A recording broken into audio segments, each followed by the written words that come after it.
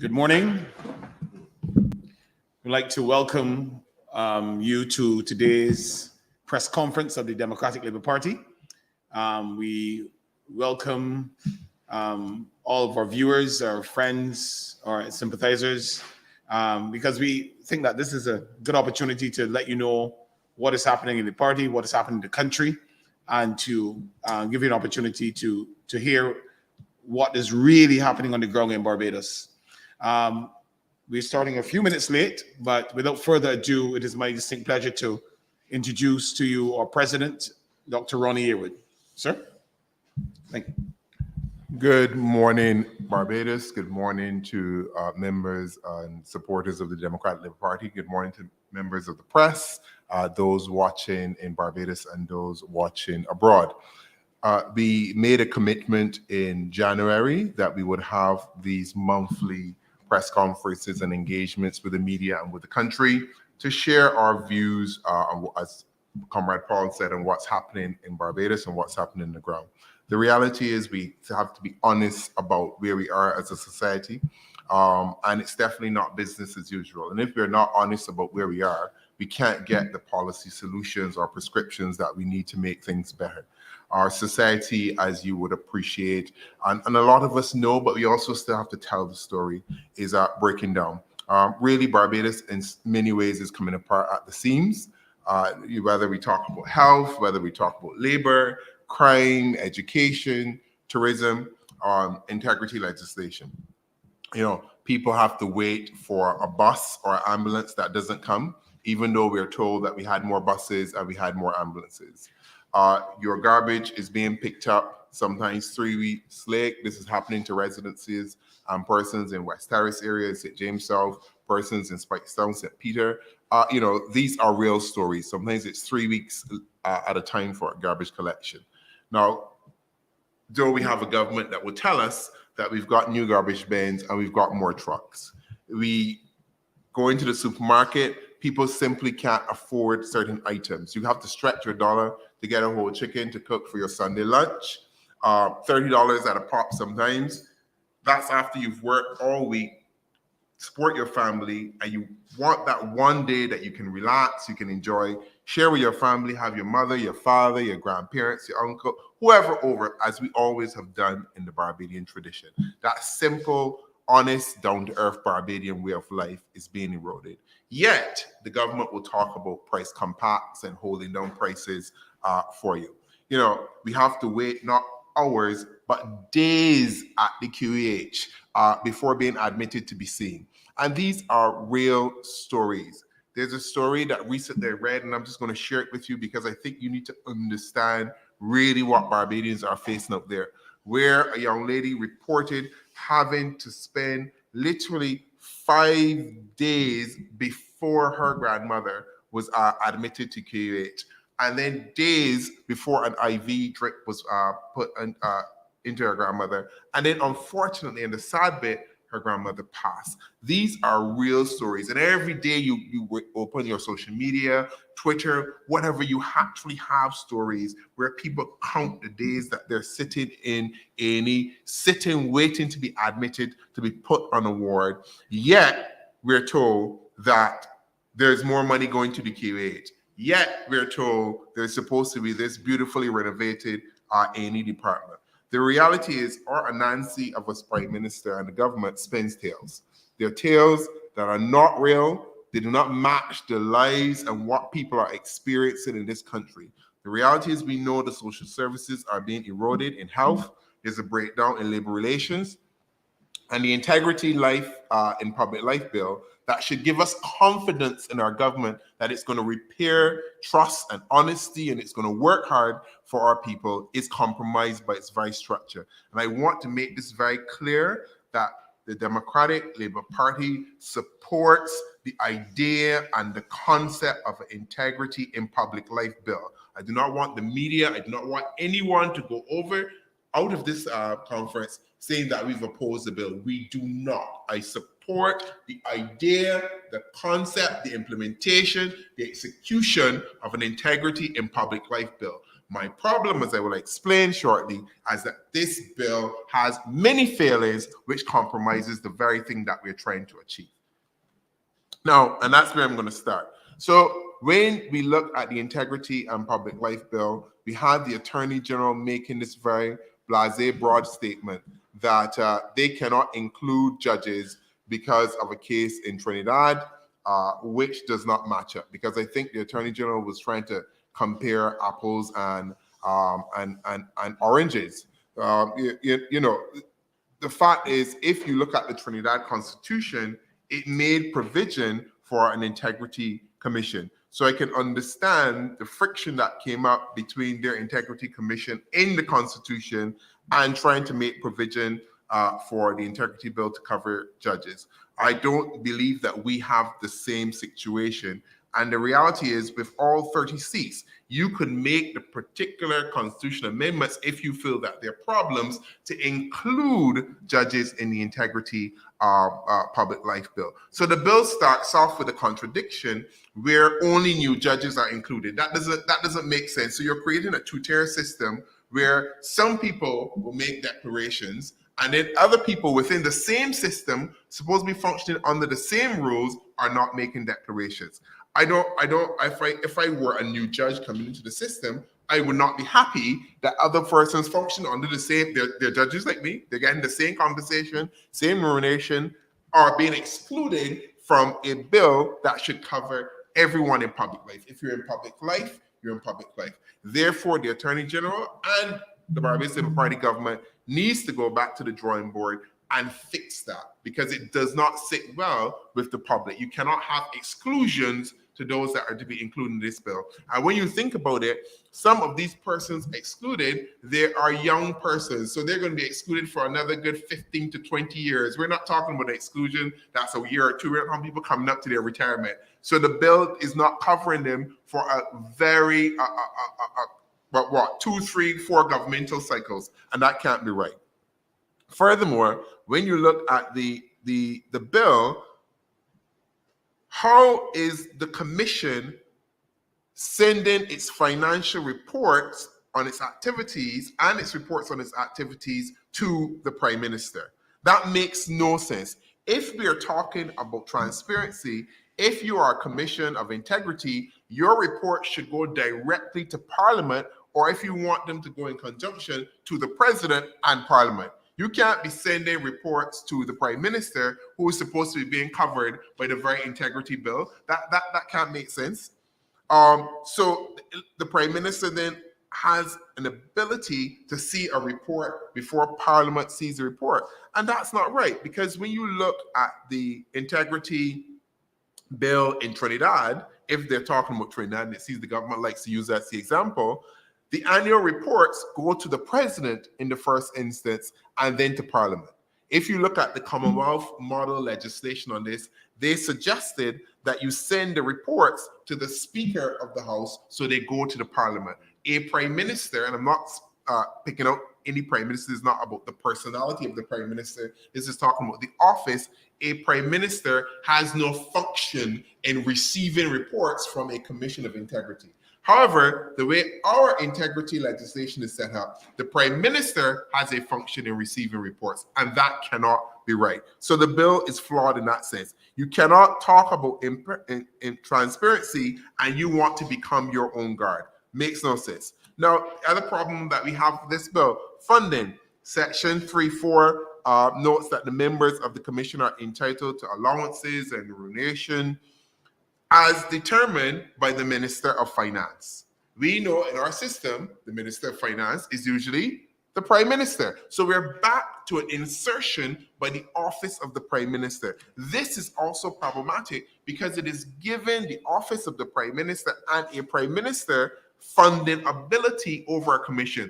That means in reality or in hypothetical circumstances, you can strangle the work of the commission because you can starve them of funds. The Prime Minister should not even have that ability or option available to them. That is problematic. In other places, we see that there's a broad salary review board, or there's an independent commission, or there's a trust fund set up that funds the the Integrity Commission directly without any involvement from a Minister of Finance, because the Commission is supposed to be monitoring the Minister of Finance. You can't monitor who paying you. The two don't add up. Now, appointment of the Commission, and this is the big bugbear. The bill before Parliament at the moment gives the Prime Minister and the Leader of the Opposition involvement in selecting the commissioners. The President consults, this is what it says, consults with the Prime Minister and the Leader of the Opposition in appointing 3 commissioners. The President consults with the Prime Minister in appointing 1, and then the President consults with the Opposition Leader in appointing another. So that means that the Prime Minister, because let's be realistic, when we see consult in our legislation, in our law, that essentially means that the Prime Minister is recommending who the person. If the President has full discretionary powers, we often see that it would say the President in his or her own discretion, meaning that they have the fundamental, that is their choice by right. So in this circumstance, you have basically the Prime Minister appointing 4 of the commissioners, because in our present circumstances, there's no Leader of the Opposition in Parliament. So if this commission were established tomorrow, that means that the Prime Minister selects the 3, then she selects the 1 on her own, that's 4, and then there's the only one, well, no, actually, it's all of them, because they're in the opposition to the consult. So technically, in our current circumstance, when you work through it, all the commissioners will be selected by the Prime Minister without cap. Again, that makes no sense. That is problematic. How do you have a commission that's supposed to represent honesty and transparency, and the persons involved that it should be monitoring are involved in the selection of the commissioner? What should really be happening is that those commissioners should be selected by the President in his or her own discretion, so that you remove the political operatives from any place within this Integrity Commission. Also, what we recognize, there are no definitions of abuse of office or willful misconduct or neglect of duty. And these are definitions that you can find in other Commonwealth laws, and they're provided for. The other concern that was raised is that the declarations under Section 11 may not necessarily be confidential, and that needs to be made clear. And importantly, it is also somewhat absurd to make declarations regarding spouses and dependent children, but you've not included adult non-dependent children, which can also be conduits for the proceeds of corruption. So really, what we are saying is that we agree with the principle of integrity legislation. We're saying that this current form of integrity legislation is just as flawed as the last attempt that the government made when they all self-sabotage, really. And we've come back to the drawing board, and we've come back with an Integrity in Public Life Act that I think does not meet the standards of honesty, dignity, and what we expect in terms of transparency for Barbadians. What we will suggest is a fully independent commission funded by a trust fund set up where it would have investors. Therefore, a Minister of Finance is not determining the funding for the commission. We will also suggest that the trust fund also fund the Auditor General, because we can see what problems when these independent bodies that rely on funding from the government happens when they don't get the funding. And we can't allow a commission of an Integrity Commission to have the same problems of staffing, etc., that the Auditor General has because of lack of funding. So if we're going to do this, and we're going to do it right, and we're going to do it properly, let us set up an independent trust fund run by a board of advisors. These 2 bodies, the Auditor General and the Commission, should have their own money to control their own resources, hire who they need to, provide for their investigations, pay for their staff, and it has nothing to do with any Minister of Finance or any Prime Minister. You know what folks got to say? You can't have Satan correcting sin. And really, that is what we have in this, that is what we have right now in this Integrity in Public Life Act. You got Satan attempting to correct sin. It does not make any sense. A Prime Minister cannot, and this again is the office, not the personality, a Prime Minister, any Prime Minister cannot be at the heart of an Integrity in Public Life bill or law, and certainly not you, Madam Prime Minister. definitely not you. You know, you cannot be receiving any reports from the commission before they get to Parliament. You cannot be setting the pay of the commissioners. And certainly, you cannot be involved in choosing the commissioners. So if we really want this to be independent, we have to make it independent.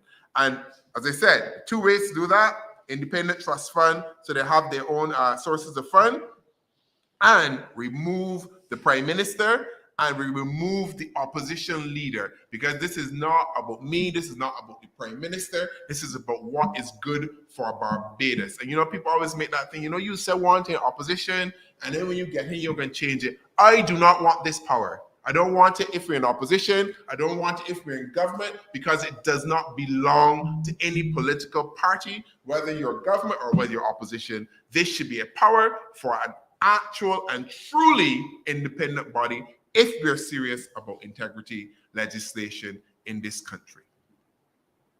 I'll hand over to my colleague. Thank you, Mr. President. At this time, we will go to the voice on labor, Mr. Walter Maloney, to address what we consider to be some very pressing matters, and he would elucidate further. Walter, over to you. Thank you, Brother Paul. Good morning to the members of the press, and indeed members of the Democratic Labour Party who's listening in this morning, and to those in the diaspora, we know who are eagerly listening as well. The 3 areas that I need to touch on this morning, and as far as what is happening in this country in regards to labor relations.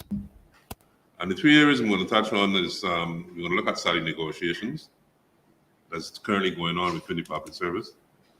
We'll also look at pension reform as exposed by the Prime Minister, I think, in the last throne speech, and also contracts in the public service. And so we start with salary negotiations first. I think it is only fitting, I heard the President made a point, that anything less than 5% for public servants will be a travesty of justice. And so we can start from that premise. In 2018, the unions in Barbados asked the then government for a 23% increase. It was unrealistic. Knew at the time, anyone living in this country, knew that there is no country, and Barbados, especially Barbados, could not have taken a 23% and give it to anybody. Nope. But we saw how that folded up. It played out into a political arena. We saw the unions marching, and the then opposition leader, along with her colleagues, being part of the march.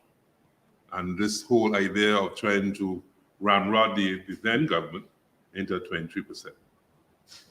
Unfortunately, public servants took up demands as well and believed it, only to find out sooner after the elections that the person who was the opposition leader at the time and became the prime minister offered 4.5%, which was upgraded to 5%. The extra 0.5% was then added, and the unions accepted wholeheartedly 5% increase. Now we have the unions in 2023 asking the said person for an 11% increase. It is very ironic, though, that the offer made by government is 2%. So in 2018, when the economy was lagging, we were in some serious trouble economically. We knew then we could not have carried 23%.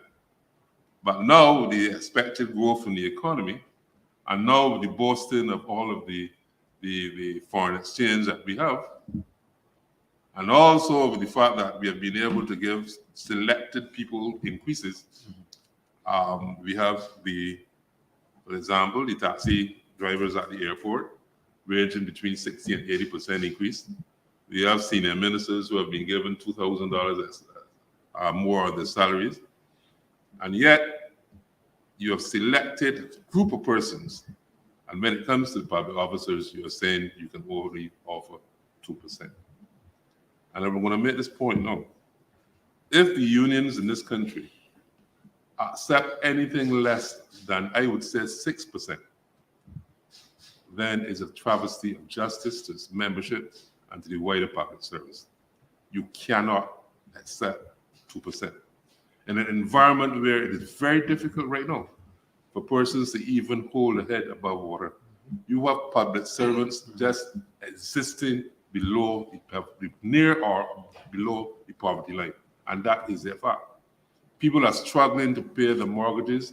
People are struggling to feed the family and to pay the bills. And to give a 2% increase in this environment is not going to be anything to them. It doesn't make sense. It does not make sense. And I'll say what I say because recently we also heard about persons going home. In effect, what has happened in this country is that from the turn of COVID, when COVID came into the country, and persons were losing their jobs and stuff, what you saw was that in many households in this country, one person was taking the burden of that household. And in a lot of cases, there wasn't only one household they were doing as well. Because if you had a brother or sister who had lost their job in the hotel industry, then the person who continued to work most likely would have been a public servant. He or she then was helping out her brother to pay the rent, or the sister to help pay the mortgage, or to help buy food. And that is the reality in this country.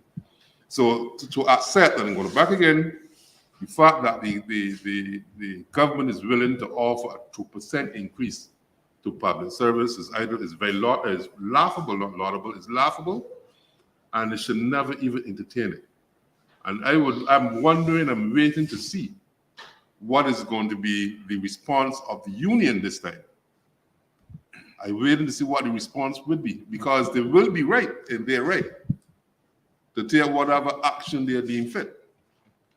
This time around, the last time around, it was utter nonsense. It was all political gerrymandering, and this time around, the interest of the membership, you need to insist that you cannot and would not accept 2%, and certainly anything less than 6%, I don't think is worth it. So that is the as far as the salary negotiations are concerned. The second thing we want to look at is this whole idea of contracts in the public service. And we all know what's been happening recently. They've been offering contracts to persons at particular levels in the service. That is what people think. But I also want the press to understand that there are entry-level positions in the public service that persons have been offered contracts as well. So you have clerical officers working on a contract. So there's not only persons at the top. Okay? There are persons who are coming to the public service and working for 6 months on contract. What a contract does. You see, a person like I'm not going to call a person at the top of the public service receiving a contract, a 3-year contract, okay, is entitled to a gratuitous payment after 1 year. Every year you get a gratuitous payment, right? So, but the persons who are coming in under them, the clerical officers and those, they're not going to be given any, not gratuitous payment. That's what I'm saying? So you look after a certain set. And this comes down to the point now where you went ahead and hired over 3,000 people to work in the bushing area, and you worked them, they were working in COVID. You have some of them working in the schools as monitors, okay? Those persons now are going to be without a job because a lot of them were on contract. They're going to lose their job. Remember what he said? You at a particular level to give a gratuitous payment. These brothers and sisters is not going to be given any gratuitous payment. Some are not even going to be entitled to unemployment. They're not going to be entitled to severance. Okay? So the question has to be, is there a set of rules for white-collar worker as opposed to a blue-collar worker? What differentiates the guy who was cutting the grass for the last 2 years on contract from the person working in a department? What separates the two of them? Why is that individual entitled to gratuity payment, or why am I not entitled to one? Same contract. Okay? And it tells me that the interest, therefore, could not have been to the person at the bottom. The interest is not there for them. That was more of a political stance, okay? We are going to give you something for a length of time, make you feel good, then we take it back from you, and there's nothing that we have for you anymore. We don't owe you nothing. But the person at the top, who will be given, and in most cases, some persons who are already in the public service, when they're offered a contract at a higher level, it's normally a 3-year contract. They are no paid leave from the substantive post, but they're being paid in the post, okay? And they want to get the maturity. When that 3-year period is up and the contract is not renewed, they revert back to their substantive post. So their employment don't cease. Their employment continues. But in the case of the brothers who were doing a wonderful job, cleaning up the ash and cutting the grass, I say people talked a lot about that they weren't working and all that kind of thing. That's another discussion. Okay, I saw some of them and they were doing a pretty good job. The point remains, however, though, what differentiates them from the person who is working in the white collar job? And if that was done today, those persons going home would have known that they would be going home with something substantial in the pocket, because some of them would have worked 2 and almost 3 years. And that is something that needs to be corrected. And the powers that be would have to tell them that. Why is it that you have not taken care of me? You've taken care of the other persons, but you haven't taken care of me. And that is that's basically what this is about, right? And then now we're going to look now at the whole idea of pension reform. You heard the Prime Minister spoke about, I think it was during the last throne speech. They still haven't throne. You still refer to a throne? No? Okay. And the whole idea was about moving the public service into one where if you were in the public services itself, you work 33 to 30 years. Persons who work in statutory boards have to work for 40 years in order to get a pension, right? And so the idea was to bring everybody that coming into the service now under 40 years, right? So you work 40 years instead of 33. So you will work an extra 6 and to 30 years before you get your pension. Of course, the arrangements for the politicians remain.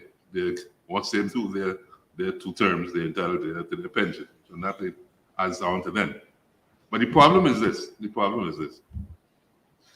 You're asking persons to work longer, right?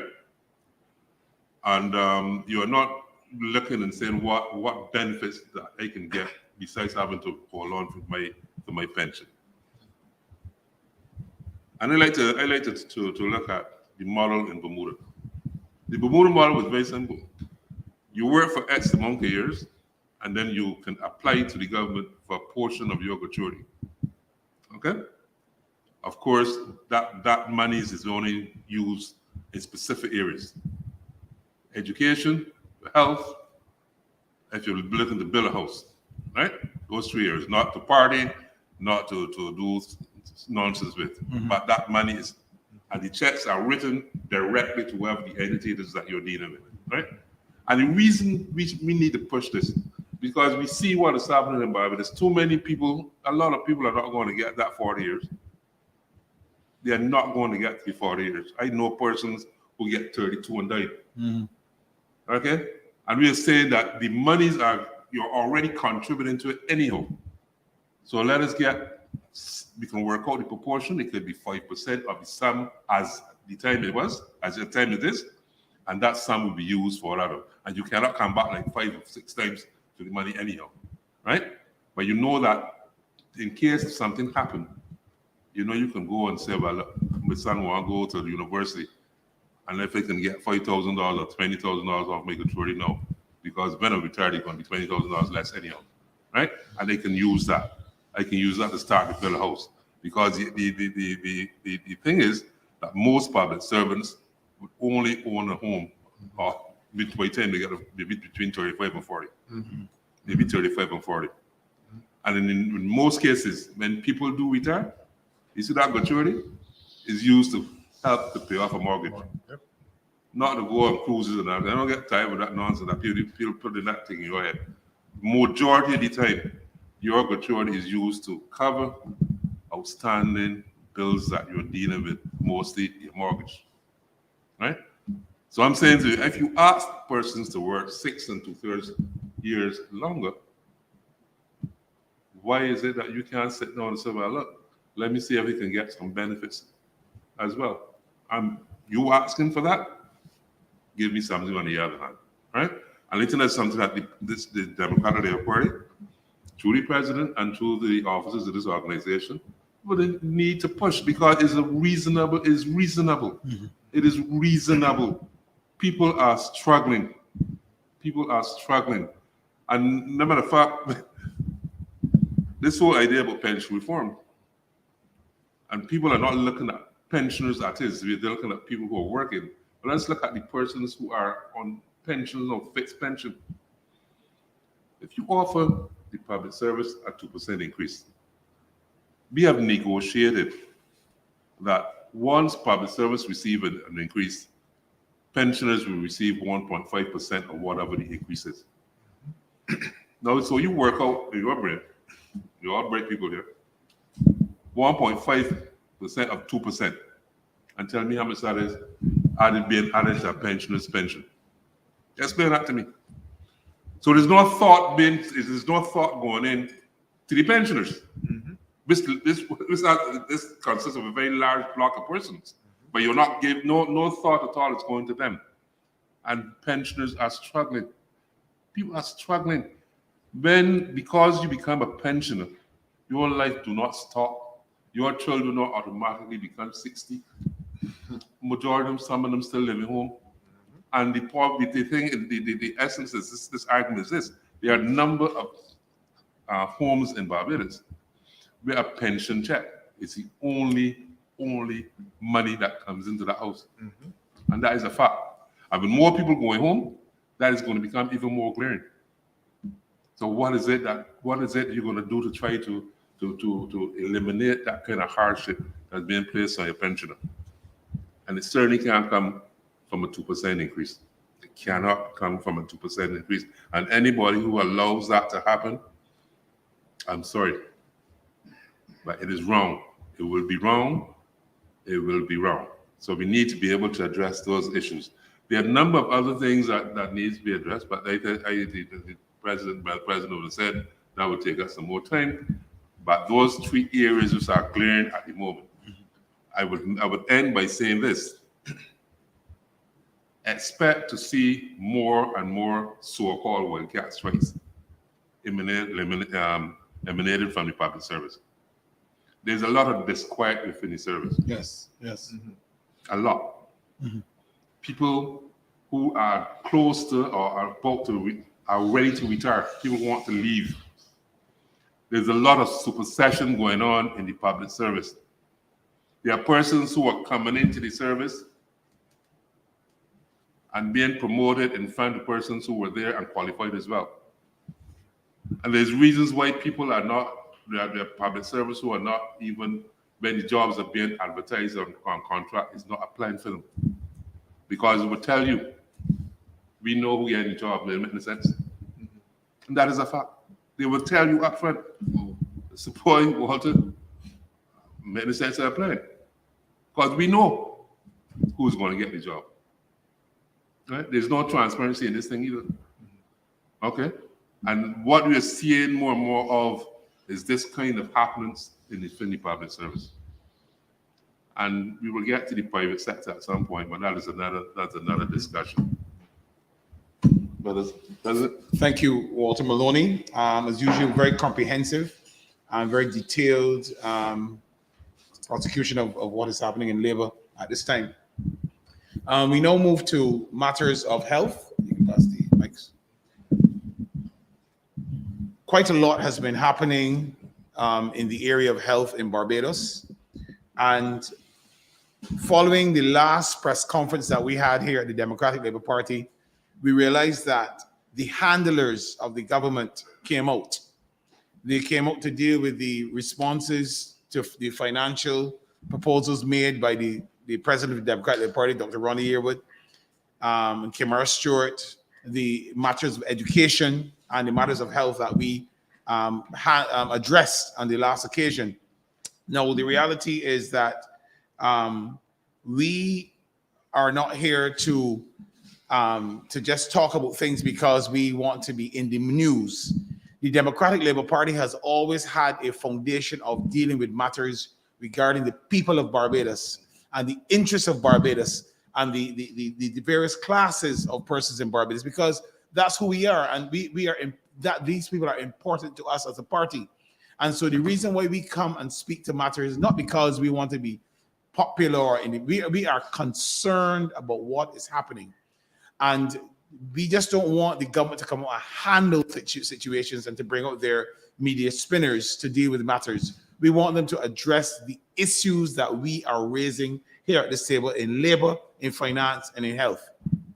And to that end, we realized that following our press conference, the hunks came out. They brought the various persons to address the issues that we raised in our press conference. We had Mrs. Greenidge, the COO of the QEH. We had Dr. Cheney Williams, a very hard worker, of course, doing a tremendous job over many years in the QEH. And we had the Minister of State, who very candidly repeated and addressed the matters that most Barbadians are familiar with, which are the long wait times. She said on that occasion that they were looking at lowering those wait times. And, you know, that sounds good to the ear.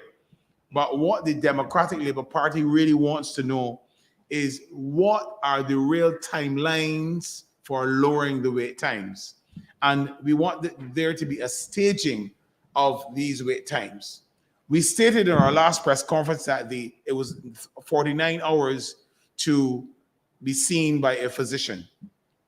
And we know that according to the CTAS, which is the Canadian Triage Acuity Scale, that there are set wait times established by that organization. And I want to add here that the QEH has been certified by the Canadian body in terms of being accredited.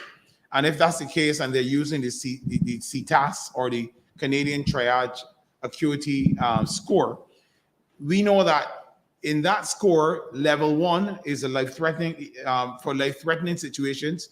There is immediacy in care. So you are seen immediately, and that's done 98% of the time. On the CTAS as well, there's emergency evaluation, which is supposed to occur in 1 hour. That's the level 2. There's level 3, which is the potentially unstable situation, which is to be seen in 1 hour. And we have then you go into the stages of non-emergency evaluation, which happens within 60 minutes, and you double the times as you go along up to level 3, which is green, which is 180 minutes. Now you're talking about 180 minutes in an accident and emergency department, but currently using the CTAS model, which QEH comes under, they're doing 48 hours and 49 hours. So when the minister says that they're going to make corrections to their timelines, the Democratic Labour Party is asking on the behalf of the citizens of Barbados and our family members, because that's the only hospital we have, isn't it? We want to find out what are the stakes in the ground, what are the measures, what are the key performance indicators that you're going to use to determine the new timelines for the citizens of Barbados. Are we going to go to 12 hours in 6 months? Are we going to go to 12 hours in 3 months? We want to actually know what is the plan, because we are watching. We are going to put your foot to the fire, because this is what the people of Barbados are asking for. We don't just want to have you saying and spinning in the news that you are going to shorten timelines. We want to know what are those times. We also want to know, in respect to decompression of the accident emergency department, what are the staff complements that you're going to assign to reducing or to decompress the pressures that we're seeing to lower this 48 and 49 hour timeline? Because we know that currently the doctors, the nurses, the medical staff, and so on the QEH are under tremendous pressure. And I want to concur with Walter Maloney when he says that there's going to be a lot more flash, what do you call it? Wildcat strikes. And because it is not only happening overseas, but nurses have had enough. Medical records and technologists and so on have had enough. And we are saying to them, we are saying to the government of Barbados, if they do not want to see more wildcat strikes, they need to address the issue of the human resource at the community Elizabeth Hospital and in our medical facilities. It is of concern, and we don't want, on behalf of our families, to have that wildcat strike happen. But we want them to address the patient ratios to nursing staff. It is an issue that is really getting out of hand. And the reason why that is happening, and we want you to note this, nurses are leaving the profession in droves right now. And they're going to places of greener pasture where the patient ratio is sometimes 3 to 4 persons per nurse. We have a ward sometimes with 30 patients to just 2 nurses or sometimes 1 nurse, because they're under so much pressure that they're taking a lot more time off from work. The same thing is happening with the physicians and the doctors. There is so much work, so much throughput, and this is becoming an issue. And so we want this to be looked at. The other thing is that the Democratic Labour Party is calling for a need to look at increased accommodation for more patients, so that we can decompress and move patients out of the A&E department so that they can be onto wards. So there needs to be some buildings. We don't want you to just build golden parks and hero circles and hero squares. We want you to build places that patients can go, take some of that money and put into building new facilities to house patients who are coming in the A&E department. There is another section of the A&E department that needs to be repaired and rebuilt. They say they can't find any money to build it, but they can build a hero square. We should not be about building legacy. We should be about building a society and building communities and taking care of Barbadians who are giving the best years of their life to running this country. With that said, we want to then look as a party at the health levy. Persons earning $6,000 or more are asked to have a 1% health levy removed from their salaries, which goes to taking care of health. Now, health is not cheap, it's expensive. But the government is collecting a lot of money in the health levy. And if that's the case, it means that we want to make sure that that health levy is going towards the taking care, the management of the hospital.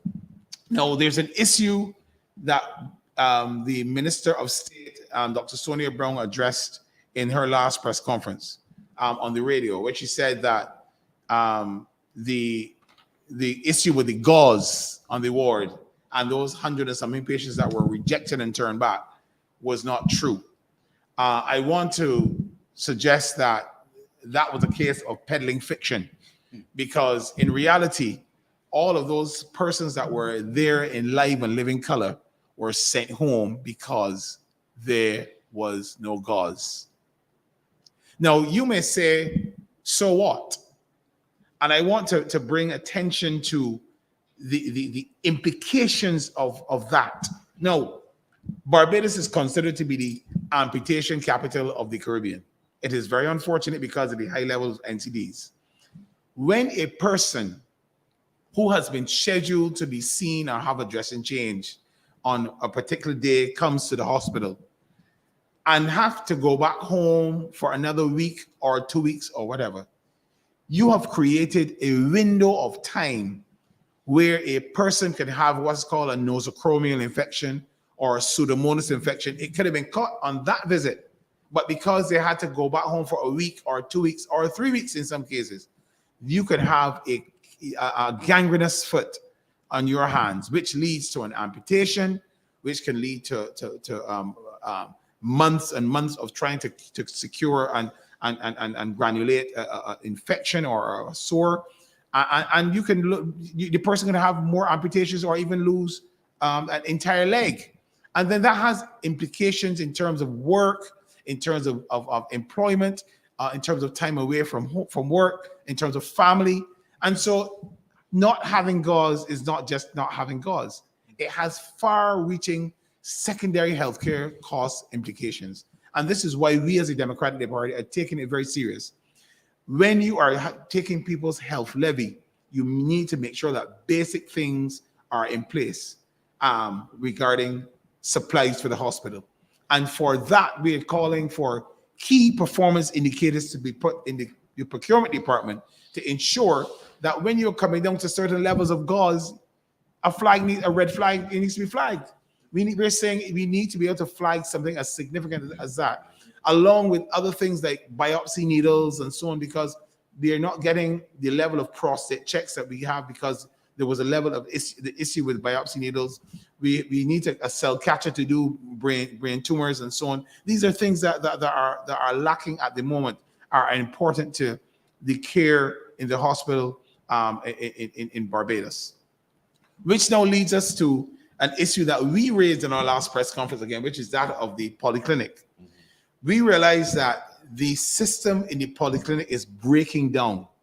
I mentioned that as children, we went to the polyclinic to have our teeth done, to have our eyes checked, to get our vaccinations, to get our minor surgeries and cuts and bruises managed. Cuts and bruises are now being managed at the Queen Elizabeth Hospital. And the reason for that is that the polyclinic system is not set up in a way to adequately manage these issues. No, the Sir Winston Scott Polyclinic is supposed to be the next step down from before you get to the community, the tertiary institution. It's supposed to be a primary care level treatment center. And it does not even have a X-ray machine, and it does not have a blood testing facility. Persons have to leave Sir Winston Scott and go to the Queen Elizabeth Hospital, get X-rays, and come back to the polyclinic. They have to go to the QEH, get blood tests, and come back to the Sir Winston Scott Polyclinic. Do you see the redundancy in the situation there? It is a lot of redundancy, and it causes a level of complexity in giving of primary care to patients. The Democratic Labour Party is suggesting that, like the field hospital that the Barbados Defense Force had set up the other day, where they had a portable X-ray machine called a mini X-ray, that something that be purchased. It's just $500,000. If you're buying a bus that don't work for $700,000, I don't see where you can invest in an X-ray machine that will give you life and duration and improve the quality of life of Barbadians. Invest in an X-ray machine that will allow you to see patients, to see broken bones, fractures, and so on. People swallow money or seeds or whatever. Children swallow money and seeds. That it can be seen, X-rayed at that time on the spot, and that care could be remedied and offered to patients in the context of that 24-hour facility. We are also requesting and suggesting that you consider a small laboratory at those 24-hour facilities in St. John and at Sir Winston Scott, where you can do your blood panels, you can do your troponin levels, you can do your D-dimers, and deal with blood clots and different things in those environments in the event that the persons are you want to remove persons away from the hospital. We continue to call for greater attention to be paid to the building infrastructure and so on, and to make sure that the elderly are not left at the hospital, but they're sent to the nursing homes and so on. And so we are calling for that nursing home to be built with a sense of urgency. It is very, very important that we get those nursing homes built, because you're not building for legacy and building heroes parks. We want you to build nursing homes to take care of the elderly Barbadians. And lastly, I want to look at the environmental officer. For a long time, there has been no dedicated, for almost a year, they did not have a committed environmental officer at the Queen Elizabeth Hospital. I don't know what happened during COVID, but we're calling for there to be a dedicated environmental officer who will look about the matters of water quality. We know that there have been issues of water quality at the QEH, and that environmental officer has to be in place to look at water quality. We're hearing of issues of I don't know if it's called Johnny Apostles or John Apostles. You know what they are in Barbados. In the kitchen area, where the trays are, we are asking an environmental officer will oversee things to ensure that there are no infestation of pests and Johnny Apostles and so on in our kitchen. This is things that the environmental officers do. Looking at general matters of incineration and sanitation of the hospital. And lastly, I want to bring attention to the nursing situation at the QEH. The nurses at the QEH are burnt out. They are tired. They're overworked. And the patients, of course, this could possibly affect patient care. The level of nursing required, you need an additional 250 nurses at QEH. We need nurses that can speak English. It is one thing to bring nurses from Cuba to come to Barbados, but they cannot help the nurses in Barbados if a patient calls out and they don't understand the language or they can't communicate with the patient. What is happening is that those Cuban nurses are being assigned to doing temperatures, blood pressures, and basic nursing testing. We're saying if you are going to do that, we want to have nurses that speak English.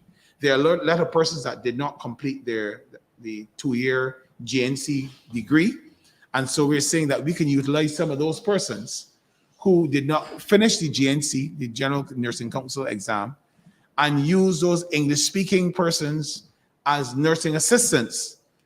We could find place for Barbadians employment. The same way we are paying the Cubans and paying the Ghanaians, we can find places for work for Barbadian nurses in our system by allowing them to be able to do the pressures and so on. So there's a lot to be done, but we are fundamentally calling for measurements, key performance indicators, and we are going to come back and act again.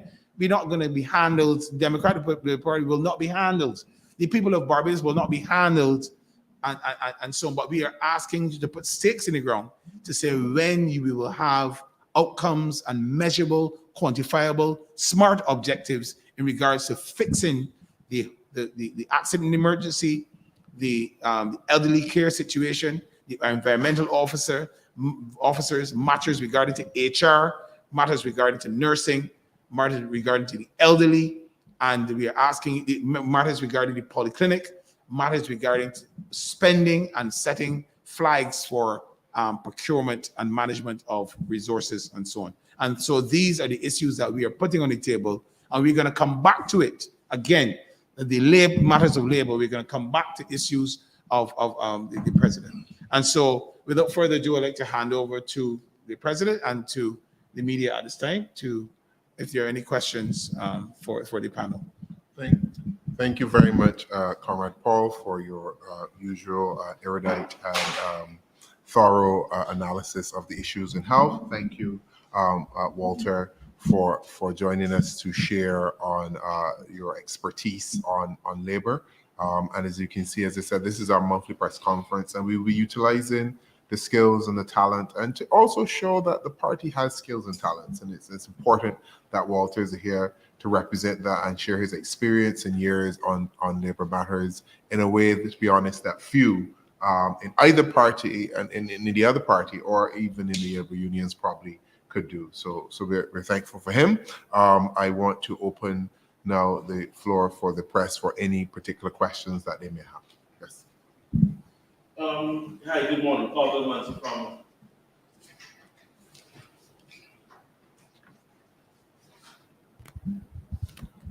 Yes, hi, good morning. Good morning to the panel. Paul Manzi from Nation News. I have quite a few questions, but I was my interest was particularly piqued by a comment made by former NUPW President Mr. Walter Maloney. Now, you warned of the possibility of more wildcat strikes. Now, I noted interest that you did not say more strikes or union organized strikes or anything of that nature. Now, the fact that you are saying that it's likely to provide a strike, what does that say about the how the union is currently handling, especially the union that is largely responsible for advocacy of the public sector, is handling the current issues faced within the public sector at this point? Yeah, thanks, Brother Mosey. Wildcat strikes, I don't like to use the word wildcat strikes. I don't think I used the word wildcat strikes today. Actually, you did. I did, okay. But basically is this. It is a time, it's a term when persons become so angry that they just walk off the job. They just, well, I can't take this anymore, I stop, right? And a lot of that is outside of the union itself. Before the union is recognized that, or we call the union and say, well, we think we want to do something, right? So there's a period of anger. The union will come in and then try to diffuse the situation. The truth is this, though. As far as we saw what happened at the sanitation, we saw what happened at the transport board. Okay, these were issues that came up unbeknownst to, I know some people fool you, unbeknownst to the unions at the time. Mm-hmm. Okay, and this that came out of a sense of anger, a sense of frustration. The unions now, the problem I have with the problems I'm having with the unions, because the unions, to me, act as if they have been neutered in such a way that they are afraid, especially in the public service, to confront the political directorate. That's how we feel. And my interpretation of that is not limited to me alone. You can see from the numbers of persons who continue to be members of a union. Union membership has dropped dramatically in this country. Don't let anybody tell you that NUPW has 10,000 members. It's not so. NUPW is struggling with 5. Okay? And there's a reason for that. When people decide to drop out of an institution like a union, it says that they don't think they're getting the kind of representation that they deserve. That's a fact. So 2 things has to happen. Either the union has to look at how they can rebrand and repair themselves. Okay? The fact is, and I keep saying this to people, I have no problem with anybody belonging to any political party that they deem want to belong to. That is their right. Under the Constitution, the right of association, that is their right. The problem stems, though, when you put the cart before the horse, when you decide that you're more loyal to your party than the loyalty to the institution. That is where the issue comes. That is where the issue comes. And that is why I mentioned the 23%, that 23% that was asked from the union on the last administration. The press, and I'm going to get a little lax to you all. You all should have stood up and said, but this is making sense. All the indicators, you could have gone through all of the central bank reports, unless you figure OIB governing the central bank is stabilized. You could have asked any Ministry of Finance, any reputable organization within the government structure, and the answer would have come back. How the hell you get 23%? How can you get 23% in the economy that isn't going? Explain that to me. But we allow the marches to go on, and the hype, okay, and the whole disregard for the government at the time, because these people should give you all the money, and we fell into that trap. And what was more glaring, Brother Mosey, and that is another thing that the press did not really carry, is that a couple of months after, Brother Mosey, elections, and what the government, the sitting government that's sitting now did, offer 4.5%. And what did the unions do? They grabbed it and said it's the greatest thing since sliced bread. I mean, what more do you want me to say? But if you can behave in that kind of unprofessional with, then persons who are looking on, whether they're B or D or C, will tell themselves something is fundamentally wrong here. And so that is why you will see the numbers that fell off within the labor movement. So if you ask me if they're doing the jobs, I will tell you that I didn't have a lot of work to do. I have a lot of work to do in order to build back confidence. Just a follow-up question, and by the way, in all fairness to the press, I think that we did cover every angle and we posed those questions to the relevant persons on those occasions. But you mentioned that the unions should settle for less than 6% in this current iteration of the negotiations for wage increase. However, within the context of our IMF program, where a surplus is required, where SOEs are to be reformed, and even with the growth that was projected and achieved in 2022, projected in 2023, it only puts us back maybe on even keel to post-COVID levels. How can you then justify? I mean, do you think, not necessarily justify, do you think that it may come at the expense of job losses if we have to go to that point of a 6% increase? Anybody else can ask that follow-up with any questions? You want to go? I will say.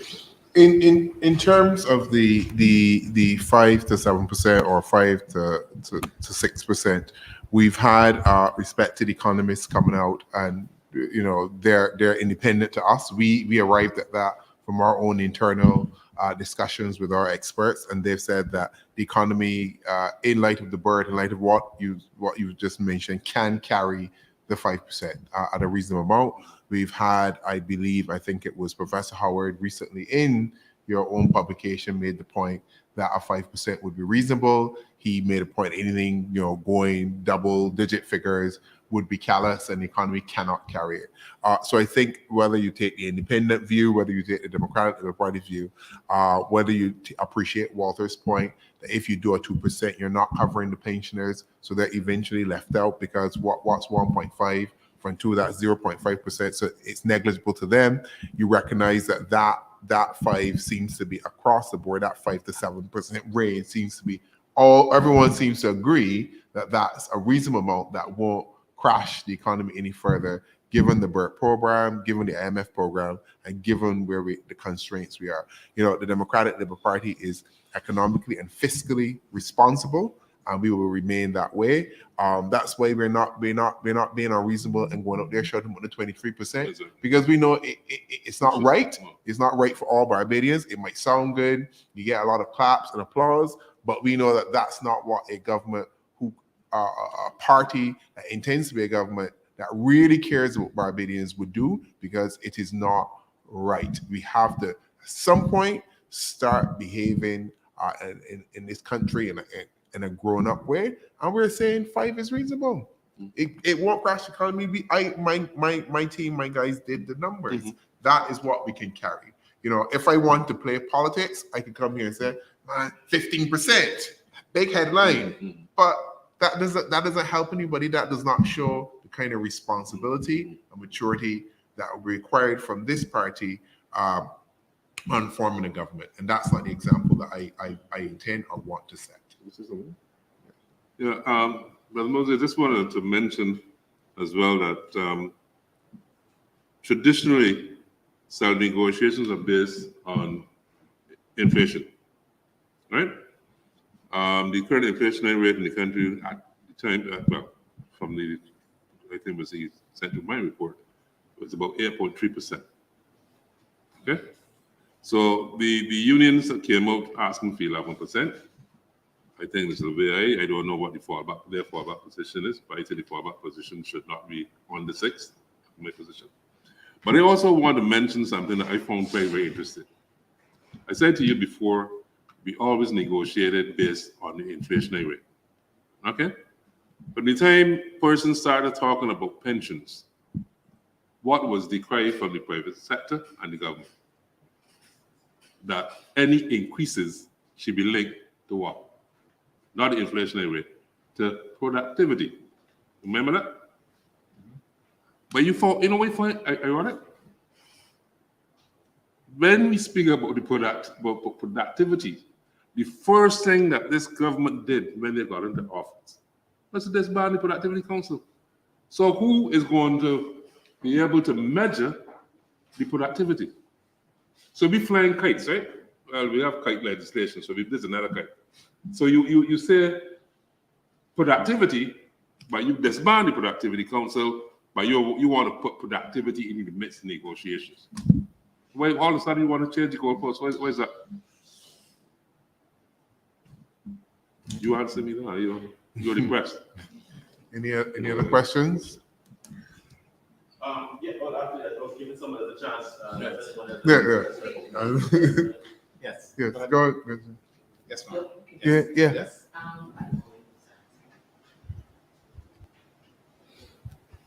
Janique Belgrave, Barbados Today. Mr. Maloney, I just want your honest opinion. Do you believe that unions have failed the Barbadian workforce? I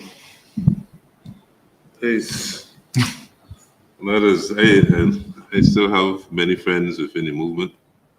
I'm still a committed trade unionist at heart. But I think that in some cases I think that in some cases what we have seen is a weakening of the movement based mostly on political assertions than anything else.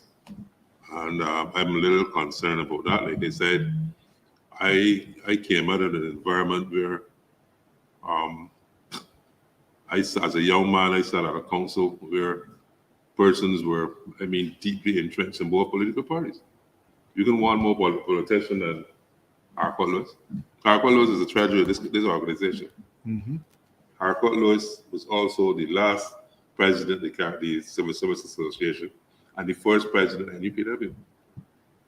He understood that as a unionist, the union came first. The politics would play itself, right? Mm-hmm.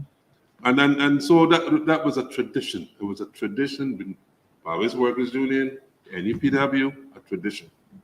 Unfortunately, and we saw what played out over the last 3 years. Okay? We saw it in front of us. We saw the upheaval. We saw the trouble. We saw the distancing. Right? I saw with my own 2 eyes, and I withdrew from the union after a while. I refused to go up there. I saw with my own 2 eyes a young man who was the treasurer of the union at the time. He decided to run as a candidate for the nomination for the St. Michael South on the Barbados Day Party. And he was using the union as his headquarters. Everybody in red shirts every morning coming up there and they're going on to the BLM canvassing. That should never have happened. Should never, because you start to politicize it. You know what I'm saying? That should never have happened. So when you tell me everything they're failing, I think that there's still room for improvement. I still think that there are still good people out there who have the fire in the stomach to represent people. Mm-hmm. But surely it has to happen in a kind of more consequential kind of way that is happening right now. So I think there's still, the unions are important. You see what's happening in England now. Yep. They're important. Yes. But the environment that we are under right now, we can't bear our heads in the sand. We can see it for ourselves. We can see it for ourselves. And so that is why it is going to be interesting to see what the union's position will be if the government do not move from 2%, and the union's asking for the 11%. It'll be very interesting to see what their positions will be. Dr. Yearwood, I wanted to ask, because you did mention the central bank report to the governor. Well, we just said goodbye to Mr. Haynes. Mm-hmm. Do you believe that at this time it would have been more prudent to extend his contract rather than now having to basically search for another governor? I think first we want to thank Mr. Haynes for a job and for serving his country. Anyone who takes up a job in public life is really giving of service and of self to this country. So we want to thank him first off for that. I think what happened in terms of his contracts come to an end. I won't second guess whether it should have been renewed or not renewed, are really what the government should have done and the Prime Minister should have done. And this is where the issue is on them, is that his replacement should have been announced pretty much at the same time as his contract, and or his contract would be either choice. There shouldn't be a lacuna. There shouldn't be a kind of period where we're unsure, second guessing. The rumor mill is rife about who the new governor will be. That's not how you run a serious economy. That's not how you run a serious organization or a serious country. And it goes back to heart issues of this government that we raised here: competence and transparency. If you were a competent leader, you would know who is coming in right after the governor has contractually term has come to an end, because it was no surprise that his contract was. It's not like he just woke up one day. This is part of your calendar. You would know, okay, we need to advertise for this position. I've interviewed 3 people. These are the 3 names, and 1 person should be ready to step into that role. What I will say in terms of whoever the new governor is, I hope it is not someone who was part of the architecture of designing and implementing any of the programs that the Vice Central Bank has to monitor. If we're going to talk about transparency and independence, we have to maintain that. It's a key part of how we move forward in this country, and we cannot be giving jobs for the boys and for the girls just for the sake of it. If you are part of the political machinery creating the programs, then how do you go over then and be part of the central bank to judge the very programs that you create and write the very reports that are going to be critiquing your work to do? And on that note, sometimes you have to say, thank God for the independence of the central bank, and long may it maintain, because we saw it recently. We got here at the last press conference, and I said, is it true that tourism figures were down by X or Y numbers, 30 to 40%? Minister of Tourism could not answer that question. Still has not answered that question. Central Bank report, I'm looking at it, page 6, table 1, tourist arrivals by source markets. 2018, there was about 600 and something thousand people arriving. 2022, 400 and something thousand. 2019, so if you want it, depending on which base year you want to use, 700 and something thousand.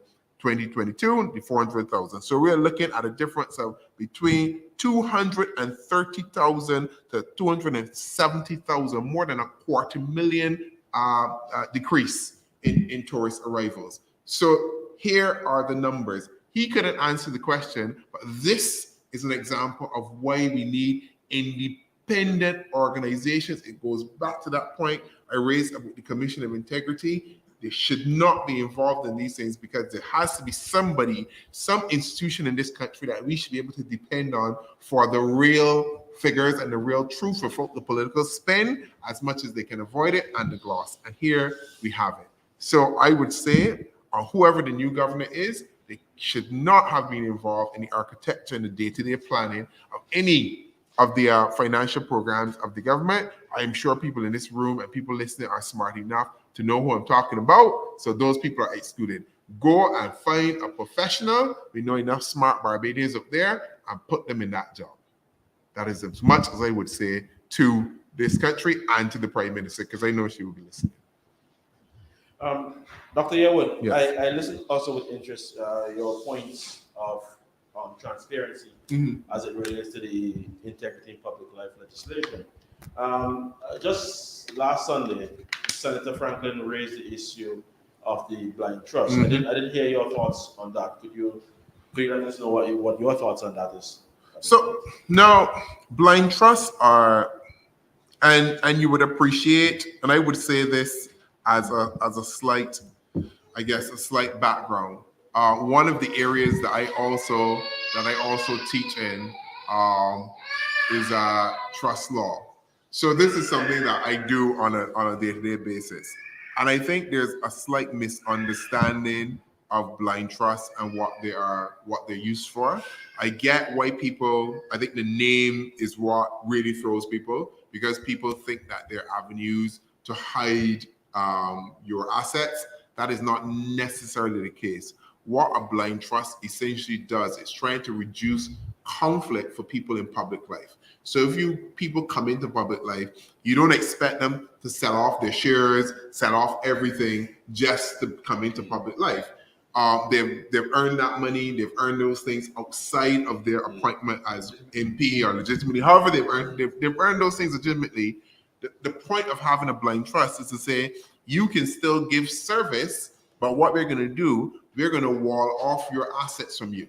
So the assets go into a trust where they're managed by somebody else. You have no clue what's happening to them. You have no idea what's supposed to be going on with them.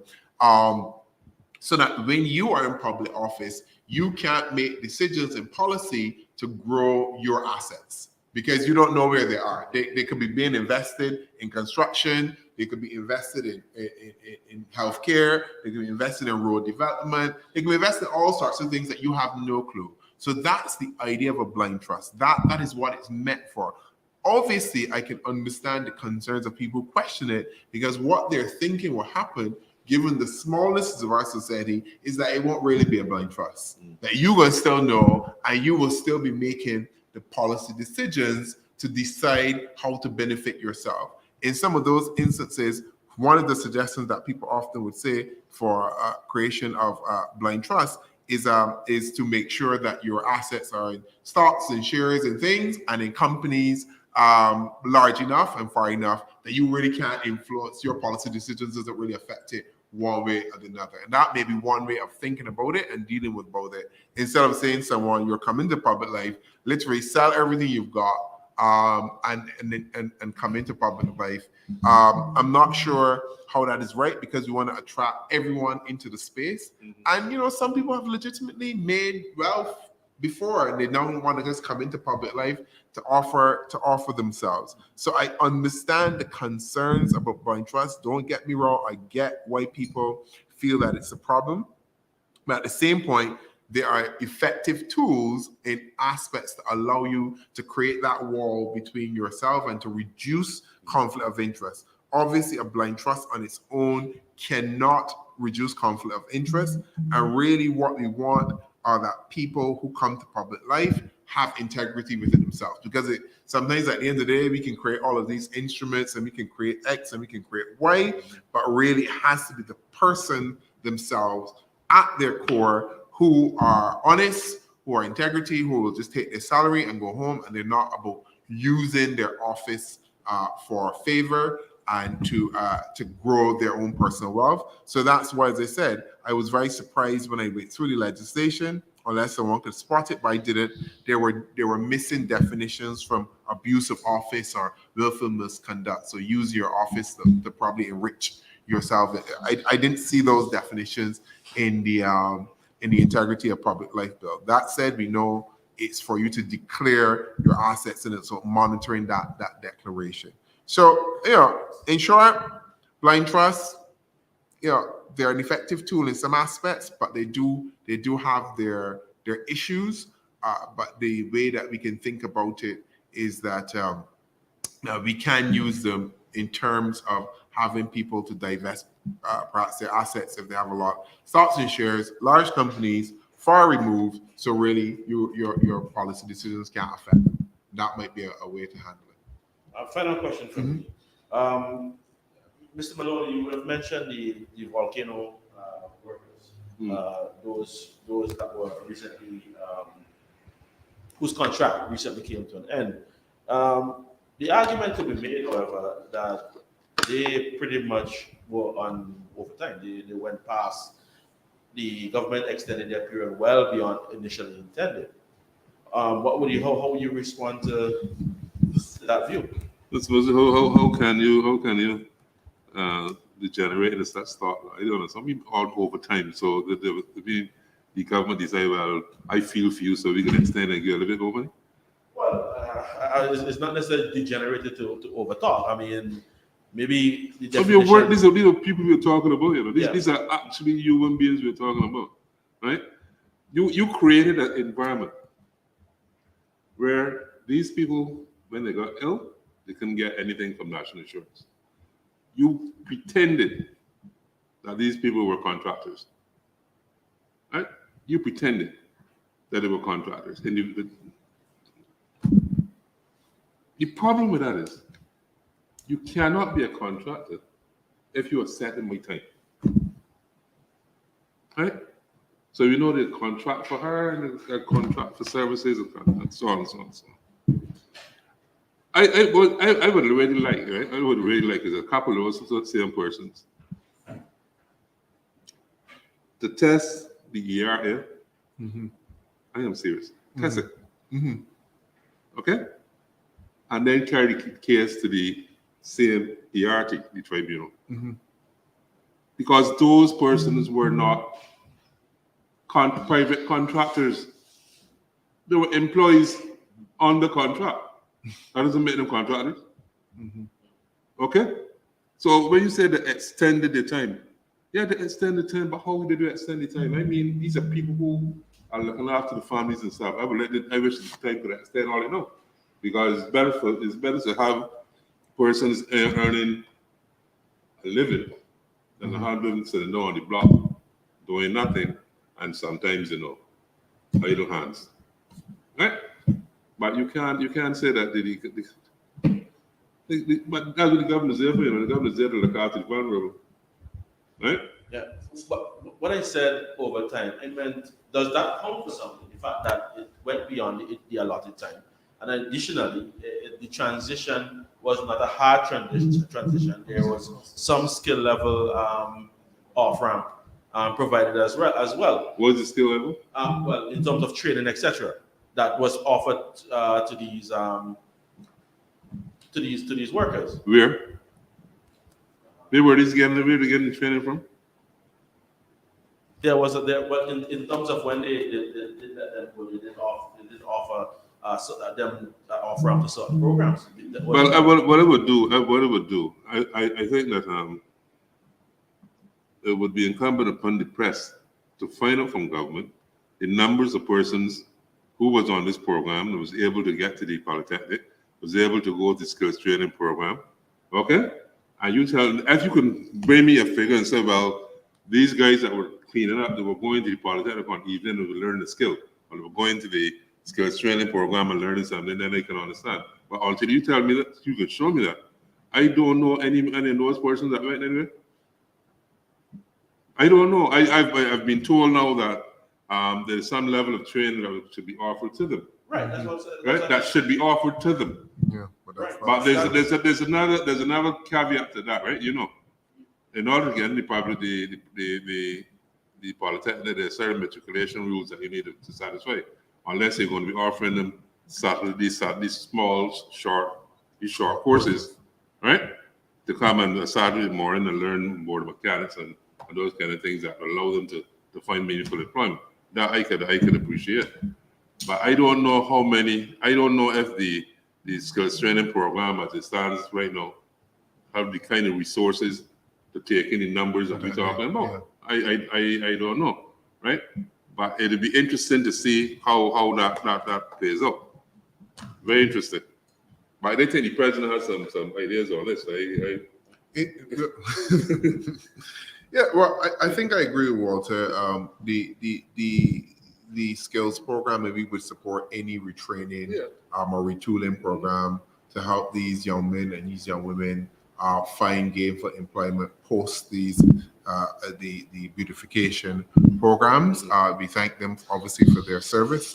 Everybody in Barbados appreciates it, but we also have to think what is the next phase to ensure that they are meaningful, productive citizens in Barbados, gaining and earning to support their families. So if the government can show, as Walter points out, meaningful skills programs engaged through the Barbados Community College or through the Polytechnic, Samuel Jackman, Prescott Polytechnic, that is something that we would be all for, and we would applaud those efforts. But from what I remember seeing reporting in news, that was not the case. It doesn't appear as those types of retooling programs. So we're still awaiting what programs will be done to support these workers. Any other questions before we wrap up? So the final thing, just want us to take away is that all of this is to do with issues of transparency. We're looking at a society that is not functioning, whether you have on the labor or the health side. And a point that we just want to leave you with in terms of the health levy. I think Paul touched on it, but I just want to say, we are paying directly for the support of the hospital. I want Barbadians to understand money leaves your salary every single month to pay for the QUH. That money, since this government came in, does not go through the consolidated fund. If I remember, that 1% levy goes directly to the hospital. We were told that this is a new funding model because the hospital needed money. So at any one point, the average Barbadian could be paying between $60 and perhaps up to $300 out of your salary is going to pay and support the QH. Where is that money going, and why have we not seen the improvements to match this new funding model? Therefore, has the government's funding model failed? And if it has failed, what other models have the government going to think about? We, as Barbadians, we all supported this effort and this approach to get the 1%. We want to see value for our money.